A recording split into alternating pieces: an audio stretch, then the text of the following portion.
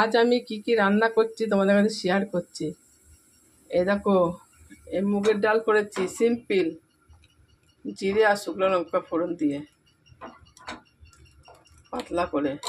আর সাথে এই যে নোটে শাক ভেজেছি বাদাম দিয়ে, আর সামান্য একটু পোস্ত দিয়েছি, আর শুকনো লঙ্কা দুটো ভেজে রেখেছি, আর তোমার রসুন কাঁচা লঙ্কা ফোড়ন দিয়ে ভেজেছি।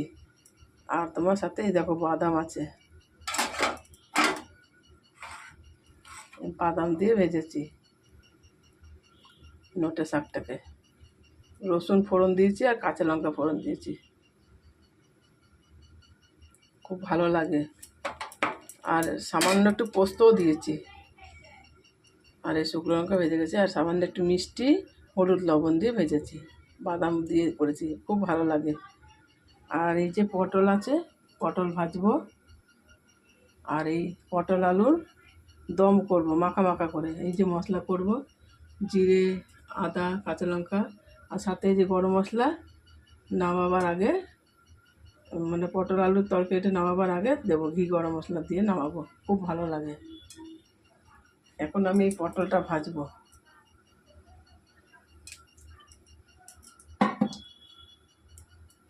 ডাল হয়ে গেছে, মুগের ডাল এটা, আর নোটে শাক ভাজা, পটল ভাজা, আর তোমার এই পটল আলুর দম, আর পাঁচমিশালি আমের আচার আছে কেনা। এবার আম উঠবে আবার বানাবো, কেনা আচারই খাচ্ছি এখন।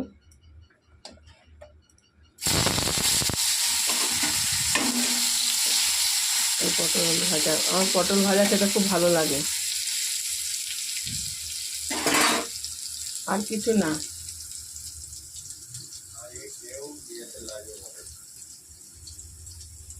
মশলাটা করি,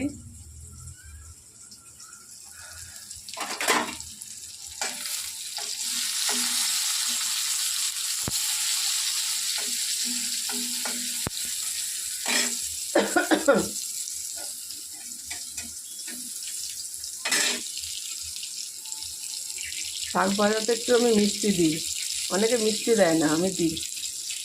বাদাম দিয়ে একটু পোস্ত দিয়েছি, খুব ভালো লাগে।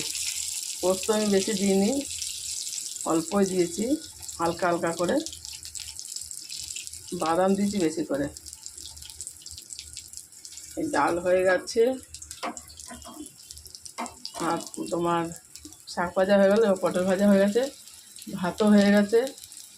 ভাতটা আমি রেখে এসেছি ওই ঘরে।